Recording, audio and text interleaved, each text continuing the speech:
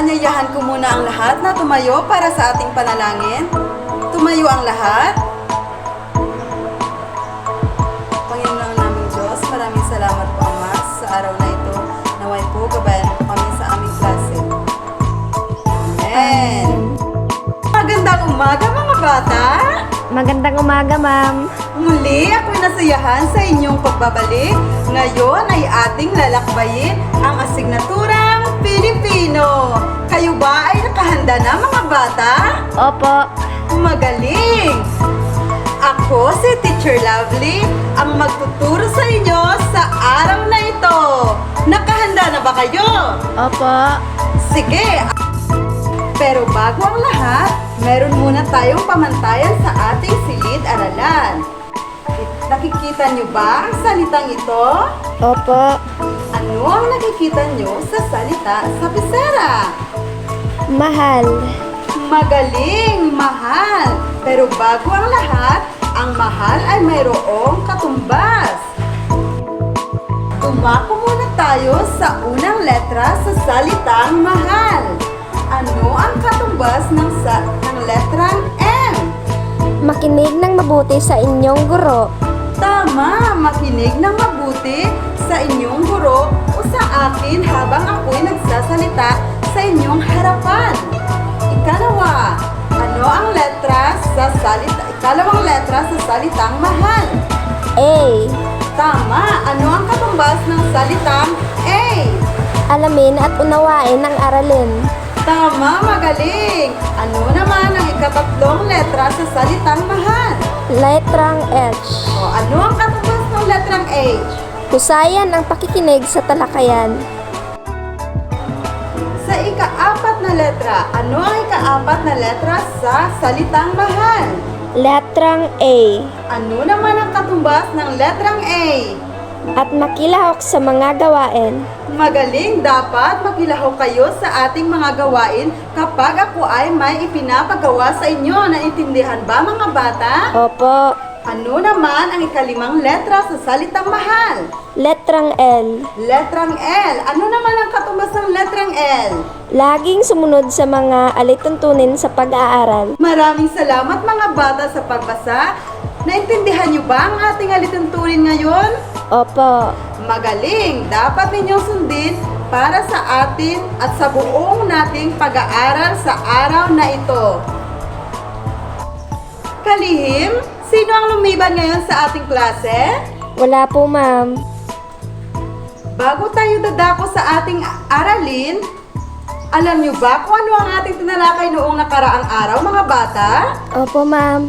Ano ang ating tinalakay noong nakaraang araw? Ang ating tinalakay ay tungkol sa karanasang napakinggan sa teksto. Magaling! Ang ating tinalakay ay tungkol sa napakinggang teksto. Dahil ubusan nyo na naintindihan ng ating tinalakay noong nakaraang araw, ngayon ay mayroon akong inihandang gawain sa inyo. Nakahanda na ba ang lahat? Opo. Dahil nakahanda na ang lahat, ang ating gawain ay tungkol sa reaksyon ko, tukuyin mo.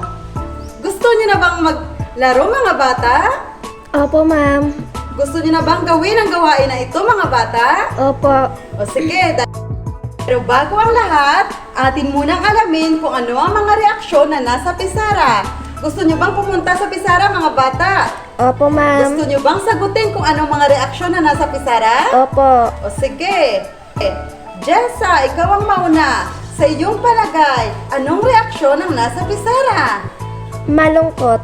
Malungkot, tama. Hanapin mo rito ang salitang malungkot sa pisara at ilagay mo katabi sa malungkot na reaksyon.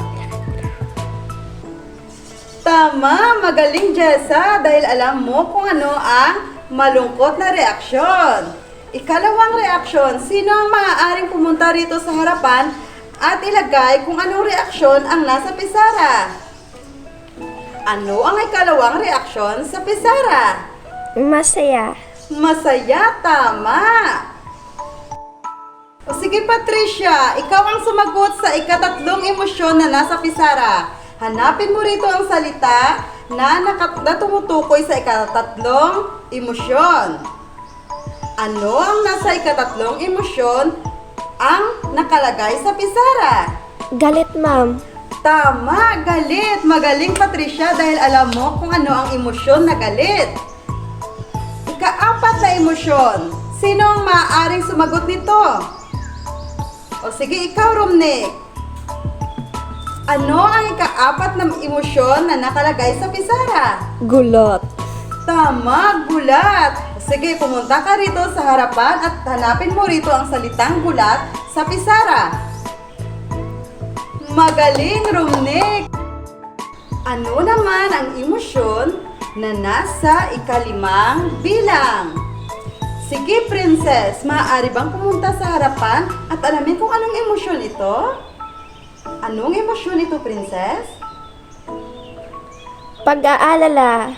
Tama! Magaling, Princess! Okay, sige. Ilahanapin mo rito ang salitang pag-alala at itabi mo sa emosyon na nag-aalala. O sige, salamat, Princess, dahil alam mo ang pag-aalala. Sa panghuli, sinong maaaring sumagot sa panghuling emosyon? Sige, Jessa, ulit. Ano ang panghuling emosyon na nakalagay sa pisara? Pagmamahal. Tama, pagmamahal ito. Jessa, maaari bang pumunta ka rito sa harapan at ilagay mo ang salitang pagmamahal sa tabi ng emosyon na pagmamahal? Tama, Jessa. Ang galing. Ang lahat ng inyong sagot ay tama. Tumayo ang lahat at tayo ay kakanta ng giling-giling. Alam niyo ba kung ano ang giling-giling? Hindi po. O sige, tuturuan ko kayo. Tumayo ang lahat. Start. Igiling-giling, igiling-giling, kayo ay napakagaling. Igiling-giling, igiling-giling, kayo ay napakagaling. Ngayon, maaari nang umupo ang lahat. Salamat, ma'am. Ngayon, ang inyong gagawin o ang inyong aktibidad, di ba sinabi ko kanina, ang inyong gagawin ay reaksyon ko, tukuyin mo. Naalala nyo pa ba? Apa. O sige, ito ang ating gagawin. Ipi-play ko dito ang video at alamin nyo kung anong reaksyon ang ipinapahiwatig sa inyong napapanood. Nakabase ito kanina sa inyong mga reaksyon o emosyon na nasagot kanina. Naintindihan nyo ba, mga bata? Apa. Sige. Ito ang unang video. Pakinggan, mga bata. Uhaw na ako. Buti na lang narito na ako sa ilog. Dapat makababa na ako ng makainom. Base sa inyong napanood o napakinggan sa video, sa inyong palagay, anong emosyon ang ipinapakita sa video? Pag-aalala, ma'am. Bakit pag-alala? Dahil nanghihina silang gum sa uhaw. Tama, nag-aalala kayo? O nag-aalala kayo o silang gamit nag-aalala rin sa kanyang sarili dahil sa kanyang pagkauhaw. Ano pa nakita ninyo sa video na ito? Ano pa mga emosyon? Masaya, ma'am. Masaya! Bakit sa kabila ng pag-alala, bakit masaya kayo? Dahil sa wakas nakainom na silang gum ng tubig. Tama! Ito naman ay ikalawang video. Inyong tingnan. Umakyat ka sa dahong yan. Dalian mo. Dali. Sa inyong palagay, ano ang emosyon o reaksyon na pinapakita sa video? Pag-aalala. Ang pag-aalala. Bakit nag-aalala? Nag-aalala kami sapagkat malulunod na ang langgam. Tama, nag-aalala kayo dahil malulunod na ang langga. Ikatlong video.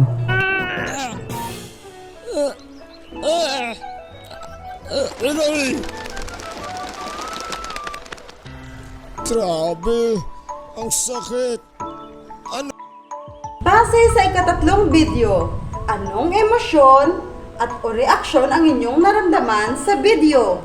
Gulat, ma'am. Bakit naman gulat? Gulat dahil sa nangyari. Gulat dahil dito ipinapakita na ang tao ay nagulat sa nangyari. Ano pa? Galit. At bakit naman galit? Galit dahil sa nararamdaman.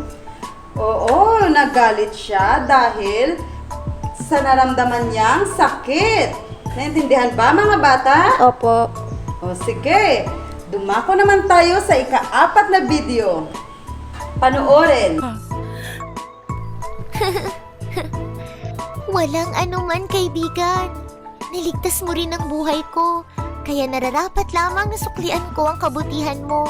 Masaya rin akong nakatulong sa'yo. Sa inyong palagay, ano ang emosyon o reaksyon ang naramdaman nyo sa video na ito? Pagmamahal at masaya. At bakit naman kayo masaya at pagmamahal ang naramdaman nyo dito? Pagmamahal sa kaibigan at masaya naman dahil sa pagligtas sa buhay niya. Tama!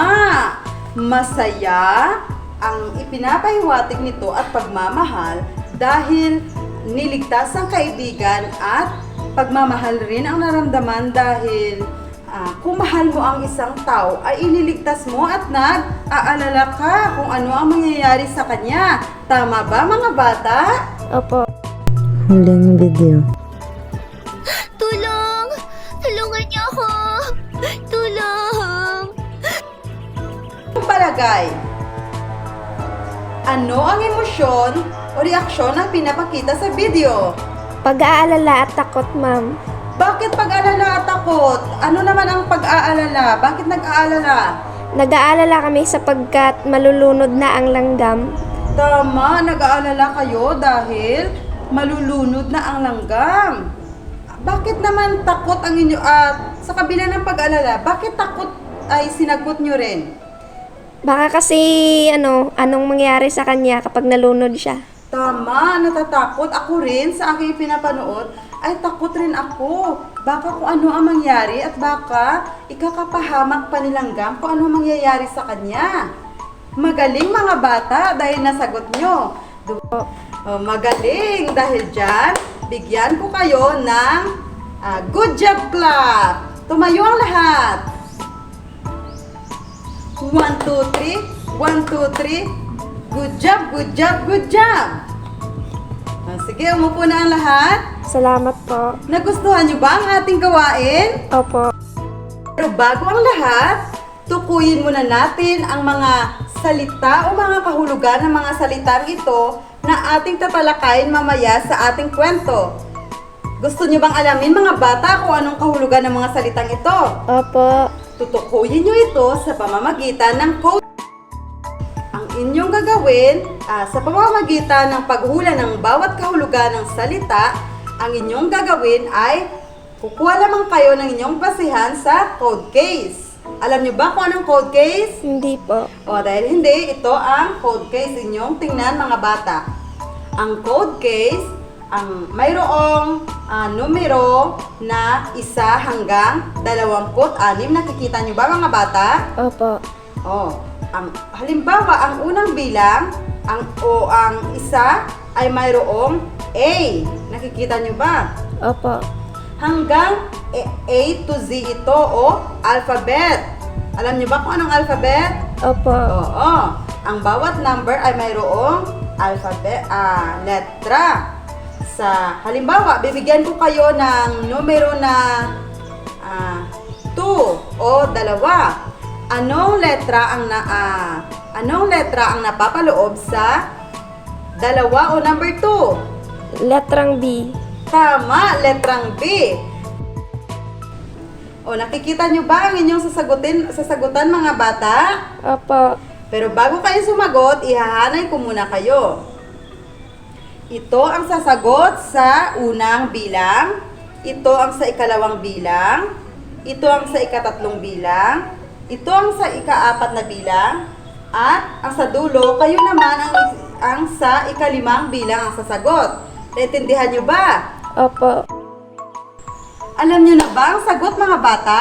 Opo, ma'am. Napagplanuhan nyo na ba ng tama kung ano ang sagot? Opo. O sige mga bata, sa hanay na unang hanay, maaari bang kayong pumili ng isa lamang na maaaring pumunta rito sa Pisara at ilagay nyo rito kung ano ang inyong napagplanuhan o binuo na letra? Opo, ma'am. Sige, maaari nang sagutin sa unang hanay. Sige, maaari nang sagutin sa unang hanay. Basahin unang hanay. Ano ang nasagot nyo sa unang bilang? Manghuhuli. Manghuhuli, tama! Dahil dyan, bigyan nyo ng palakpak ang inyong mga kaklase. Maaari nyo bang basahin kung ano ang kahulugan ng mga ngaso sabay-sabay mga bata? Opo, ma'am. Sige, basahin. Ang manghuhuli o mangangaso ay isang tao na ang gawain ay manghuhuli ng mga hayop, isda o iba pang nilalang para sa iba't ibang layunin tulad ng pagkain, komersyo o libangan.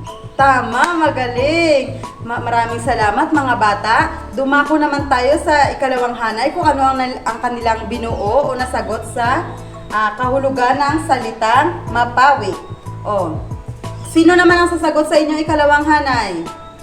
Si Patricia. Patricia, ano ang maaaring ilagay mo rito kung anong inyong nasagot?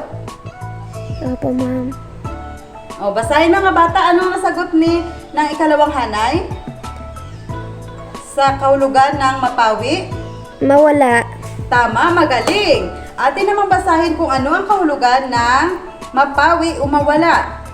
Ito ay tumutukoy sa proseso ng pag-alis o pagkawala ng isang bagay, pakiramdam o kondisyon. Tama, maraming salamat. Dumako naman tayo sa ikatatlong hanay. Ikatatlong hanay, ano naman ang inyong kahulugan ukol sa salitang panganib? Sige, ilagay dito. Basahin mga bata, ano ang nasagot ng ikatatlong hanay sa kahulugan ng panganib? Kapahamakan. Kapahamakan, tama. Ano naman ang kahulugan ng kapahamakan o panganib? Ito ay tumutukoy sa isang sitwasyon o kondisyon na maaaring magdulot ng pinsala o negatibong epekto sa tao, hayop o anumang bagay. Tama, maraming salamat mga bata. Pagkatapos sagutin ng mga bata ang ika-4 at ika-5 bilang, ay nagpatuloy sa pag-aaral.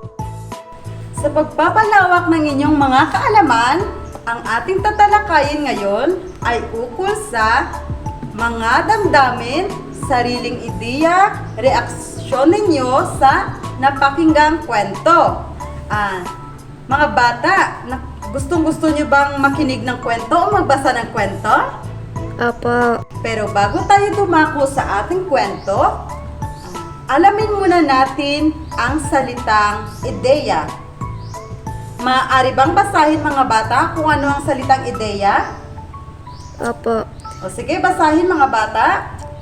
Ideya, isang kaisipan na nagmumula sa ating isip ukol sa isang paksa. Tama, ito ay ang ating kaisipan. Maya-maya lamang ay tatanungin ko kayo kung anong inyong mga ideya ukol sa ating tatalakayin o sa ating babasahing kwento. At kung may ideya, mayroon din tayong damdamin. Maaari bang basahin kung ano ang damdamin? Ang damdamin, isang panloob na emosyon o reaksyon sa isang bagay o kalagayan. Tama, ito naman yung kaninang inyong ginawa. Kanina ay nagbigay kayo ng inyong ideya kung ano ang emosyon o reaksyon at binigay nyo rin kung ano ang kanilang emosyon o reaksyon. Maya-maya ay bibigay kayo ng inyong reaksyon at damdamin ukol sa napakinggang kwento. Nakahanda na ba kayong magbasa o makinig ng kwento? Opo, ma'am. Sige, dahil nakahanda na kayo, mayroon ako ritong kwento. Gusto nyo bang magbasa mga bata? Opo. Dahil gusto nyo magbasa, ito ang ating kwento. Ang ating kwento ay ukol sa isang langgam at isang kalapate. May ideya na ba kayo kung ano ang langgam at ang kwento ng kalapate? Wala pa po. Dahil wala pa, umupo ng matuwid mga bata, maghanda mga bata, tumahimik mga bata, maaaring tumahimik muna mga bata. Mabuti dahil tumahimik. Ang ating babasahin ay ukol sa kwento ni Langgam at ni Kalapati. Sabay-sabay mga bata magbasa ha! At alamin ninyo dahil sa bawat pangyayari ay tatanungin ko kayo kung anong damdamin ang inyong nararamdaman sa kwento. O sige, magsimula nang magbasa. Isang araw sa panahon ng tag-init, isang uhaw na langgam ang tumungo sa ilog para mapawi ang kaniyang uhaw. Uhaw na ako. Buti na lang narito na ako sa ilog. Dapat makababa na ako nang makainom. Ngunit, Ano ang naramdaman ni Langgam? Nauuhaw siya. Tama, nauuhaw siya. Kaya, anong naramdaman niyo noong nauuhaw si Langgam? pagkaawa, Oo, pagkaawa at pagkaalala rin. O sige, maaaring pagpatuloy ang pagbasa? ngunit nadulas ang langgam sa ilog. Naku po, tulong! Tulungan niyo ako! Tulong! Natatangay na ako ng tubig ang bilis ng agos. Tulungan niyo ako! Oh, Ano sandali, ang mga gagawin bata. ko dito? Sandali mga bata. Sa inyong binasa, anong naramdaman nyo dahil nahulog si Langgam at humingi ng tulong? Pag-aalala, Pag-aalala dahil, anong mga bata?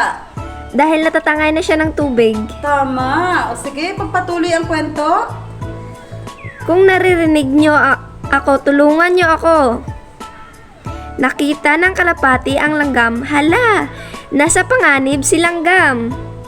Tulong, parang awa niyo na, tulungan niyo ako. Iniisip niya ng maagi ang maaari niyang maitulong.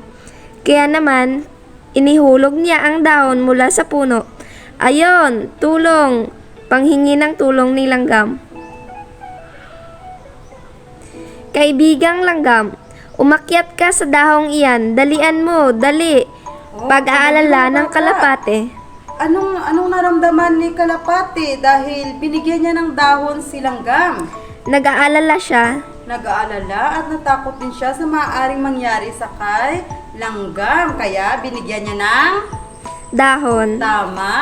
O sige, pagpatuloy ang pagbasa. Ligtas na nakaakyat ang langgam sa dahon. Maya-maya, isang mangangaso ang dumating at nakita niya ang kalapate. Mukhang hindi niya alam na nandito lang ako sa likod niya. Ano kaya ang pwedeng gawin para makuha ko ang kalapate ng walang kahirap-hirap? Utal ng mga ngaso. Nang nagpunta ang mga ngaso sa may bandang ilog, nakita siya ng langgam na nagtatago sa likod ng puno na tila ba naghahanda na panain ang kawawang kalapate. Naku po, ang kaibigan kong kalapate ay nasa panganib. Dapat ay mailigtas ko siya ngayon din. Patakbo na tinungo ng langgam ang kinaroroonan ng mga ngaso at hindi naman ito napansin ng mga ngaso. Pagkarating ng langgam ay kinagat niya ang paa ng mga ngaso at hindi natuloy Sandali, ang mga bata. Ano raw ang kinagat ng Langgam? paa ng mga ngaso. Oo, tama. Kaya anong naramdaman ng mga ngaso nung kinagat siya ng Langgam? Nagulat siya Nagulat. At ano pa? at nagalit. Tama, nagalit siya dahil hindi niya natuloy ang kanyang binabala. O sige, pagpatuloy.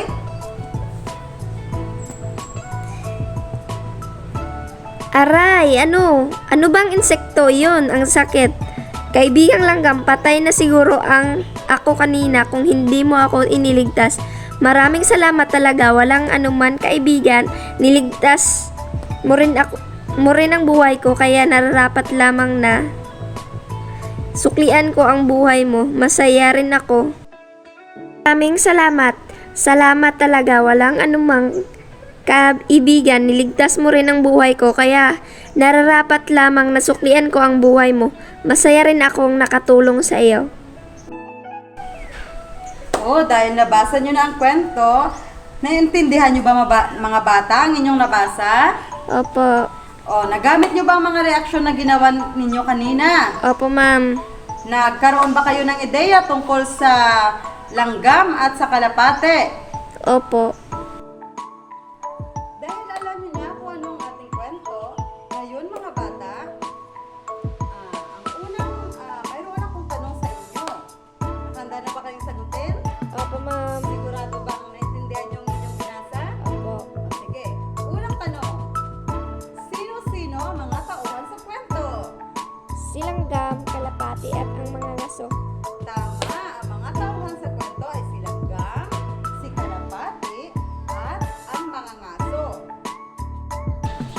Ikalawa, maaari nyo bang ibigay sa akin ang emosyon o naramdaman nyo sa bawat pangyayari sa kwento? Opo, sige, ma'am. O sige nga, ano ang unang pangyayari? Naramdaman nyo?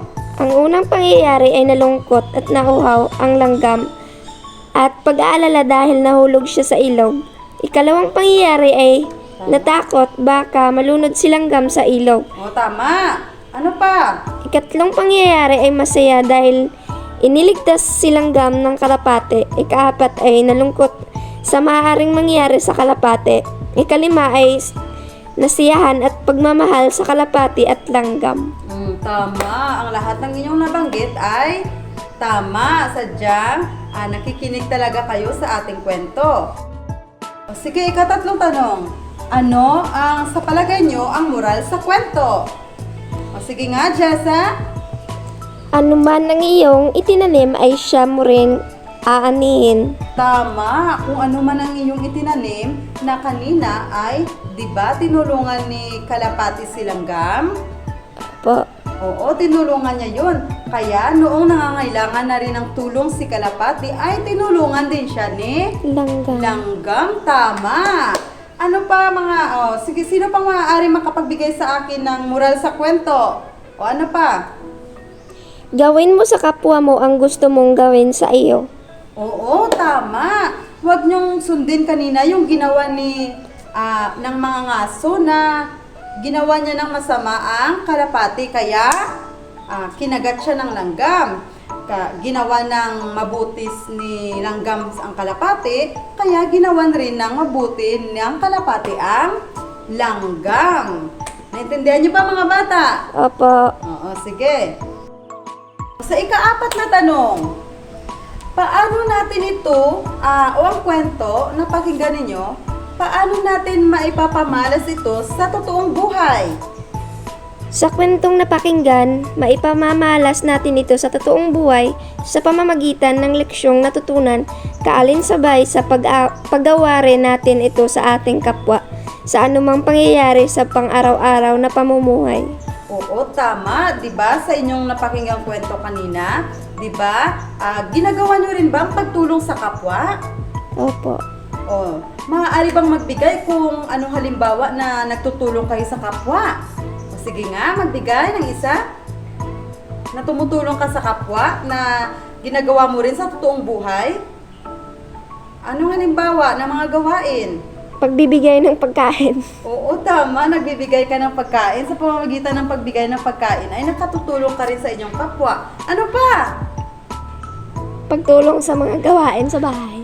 Oo, nasa pamamagitan ng pagtulong sa gawain sa bahay ay nakatutulong ka rin sa totoong buhay sa inyong mga mahal sa buhay. Sa mga katangian na ipinapakita mo sa kagandahang loob, ay ang kwentong iyon ay nagbigay rin sa atin ng leksyon o sa inyo na maaaring ang kwentong iyon ay magbigay sa inyo ng ideya kung paano tayo maging mabait sa ating kapwa at paano iwasan ang mga masasama na gawain. Naintindihan ba mga bata? Opo. Batid ko na kabisado na ninyo ang ating aralin. Nakapagbibigay na rin kayo ng mga ideya na sasabi nyo na rin kung anong inyong mga reaksyon na damdamin sa kwento.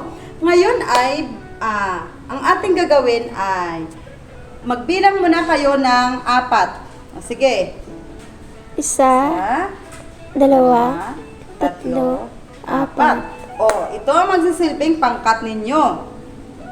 4 na pangkat, ang bawat pangkat ay mayroong iba't ibang gawain. Pero bago ang lahat, ito ang ating mga alituntunin sa paggawa ng ating mga gawain. Ang bawat pangkat ay nagbasa ng kwento at nagpresenta sa harapan ng kanilang gawain. Mga bata, may natutunan na ba kayo? Opo, ma'am. Sa base sa gawain ng inyong ginawa ay lubos na ba ninyong natutunan ng ating aralin? Opo. O dahil natutunan nyo na magaling ang bawat isa sa inyo ay nakapag-presenta rin ng inyong mga gawain, na sagutan nyo ng tama ang inyong mga gawain, bigyan kayo ng fireworks clap. Tumayo ang lahat. Ito ang fireworks clap. 1, 2, 3. 1, 2, 3. 1, 1, 2, 3. Psh, psh, boom! Mga bata, dahil tuluyan nyo nang nakaramdam kayo at nakabigay kayo ng ideya, maaari bang sa kasalukuyan ay nangyayari ito sa atin? Opo. O, maaari bang isa sa inyo ay magbigay ng isang pangyayari na kung saan magbibigay ng kanyang sariling ideya o sariling karanasan ukol sa totoong buhay at maaari ring ibigay niya sa akin kung anong naramdaman niya noong na nararanasan niya ang mga pangyayaring iyon. O sige Jessa, ano nga? Magbigay ka? Ay, yung namatay po si Lola noon, Oo. Ano? sobrang lungkot ko po noon.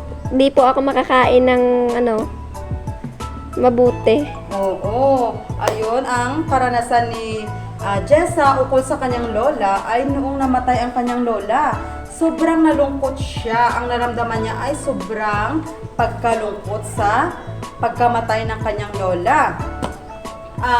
Palagi ba, sa iyong palagay, Jessa, talaga bang nakakaapekto ito sa iyong sarili noong namatay ang lola mo? Opo. O, bakit nakaapekto ito sa iyong sarili? Dahil nawawalan tayo ng enerhiya kapag di tayo nakakain ng marami or ng sakto lang. Oo, tama. Dahil nung namatay ang kanyang lola ay hindi siya nakakain ng mabuti. Kaya, nakaapekto rin sa kanyang sarili. No, kung gutom ka, hindi ka masyadong nakakagawa ng tama, hindi mo masyadong nagagawa ng tama kung ano ang iyong gagawin sa pang-araw-araw. Diba mga bata? Sang-ayon ba kayo? Opo. Oo. Sino pang maaari makapagbigay sa akin ng isa pang pangyayari? O sige, Princess, ano? Yung yung inaway ng kaklase ko po yung kapatid ko. Oo. Naranasan mo rin ba yun, Princess? Opo. Oo nga, sabi nga ay isang kanyang karanasan. O anong naramdaman mo nung inaway ng kaklase mo yung kapatid mo? Siyempre, nagalit ako nun. Tapos, Oo. Talagang magagalit ka kung ano ang maramdaman mo sa kung inaaway ang iyong kapatid. Talagang gustong-gusto mo na ang kapatid mo nga ay binabantayan mo. Bakit nga inaaway siya ng iyong kapwa? So, talagang magagalit ka kung ano baka kung ano pa ang mangyayari sa iyong kapatid at baka maaaring masaktan siya. Naintindihan ba mga bata? opo ma. Tama ba ang sinabi ni Jessa mga bata? Opo. Tama bang sinabi ang ibinigay ni Princess na idea? Opo. Oo, tama. Tama naman na sa araw-araw na sang-ayon ba kayo na mayroong bawat araw ay magkaiba-iba ang mga emosyon natin o reaksyon na sa bawat pangyayari? Opo.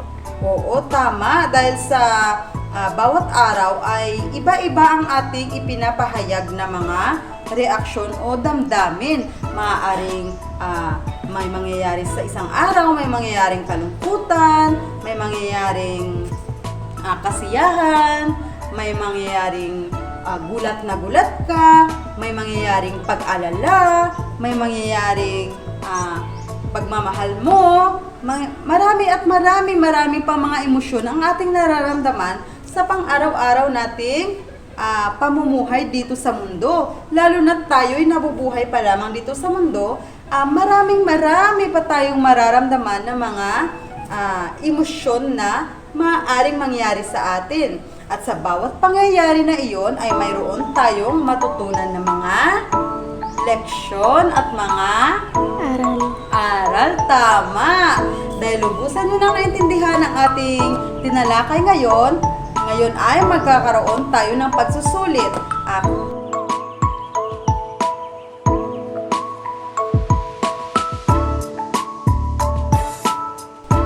Panuto, ipahayag ang sariling ideya o damdamin tungkol sa nabasang kwento. Piliin ang tamang sagot. Sige na, maaaring sagutin mga bata.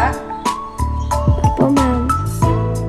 Mga bata, ngayon kumuha kayo ng sangkapat na papel at sagutan ang mga katanungan. Pero bago ang lahat, basahin niyo muna ang panuto at bago kayo sumagot, ay basahin niyo muna ang kwento. Naintindihan mga bata?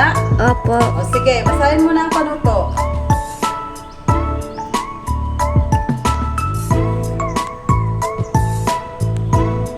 Panuto, ipahayag ang sariling idea o damdamin tungkol sa nabasang kwento. Piliin ang tamang sagot. Naintindihan ba? Opo. O sige, ngayon, maaari bang basahin niyo muna ang ating kwento bago kayo sumagot? Opo. Sige. Tutulong na po ako. Ang pamagat ng ating kwento ay ukol sa Tutulong na po Tulong ako. ako. Rico, ano ka ba? Hindi pa ba ako tapos maglinis? Hayaan ka at nagkakalat na. Sigaw ni Lena. Teka, di ba sabi ni nanay tutulong ka raw sa akin? Mamaya na, naglalaro pa ako, pasigaw na sagot ni Rico. Nako, hindi mo ba alam na tuwing Sabado na lang nalilinis ang ating bahay? Kaya kung ayaw mo nang tutulong, huwag mo na lang ikalat ang mga laruan mo, pakiusap ni Lena. O Rico, ano bang gagawin mo sa mga gulay na iyan? Idi maglalaro ako, nakangit pang sagot ni Rico. Nakangiti pang sagot ni Rico. Aray, ang sakit, sigaw ni Rico. Inay, si Rico po, nabali po yata ang kaniyang braso, sigaw ni Nalina at Velma. Agad na sinugod sa ospital si Rico. Balot na ng semento ang kaniyang braso nang umuwi. Inay, sorry po kung ginawa ko lang po ang aking trabaho. Hindi ito mangyayari sa akin. Tutulong na po ako at pagaling ako. Pangako po. Ba mga bata? Opo. O sige, maaaring simulan na ang ating inyong pagsusulit. Mga bata, tapos na ba kayo? Opo, ma'am. O, sino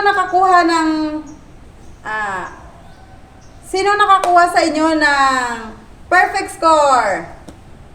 Magaling. Meron ako ditong test paper. Okay, Jessa, ikaw na magpasa sa mga kaklase mo. Kung bukas, dadalhin nyo yan at sasagutan nyo ang inyong takdang aralin. Nagkakaintindihan ba tayo? Opo, ma'am. Basahin ng mabuti. Opo. O sige, dahil dyan, nagtatapos ang ating leksyon ngayon.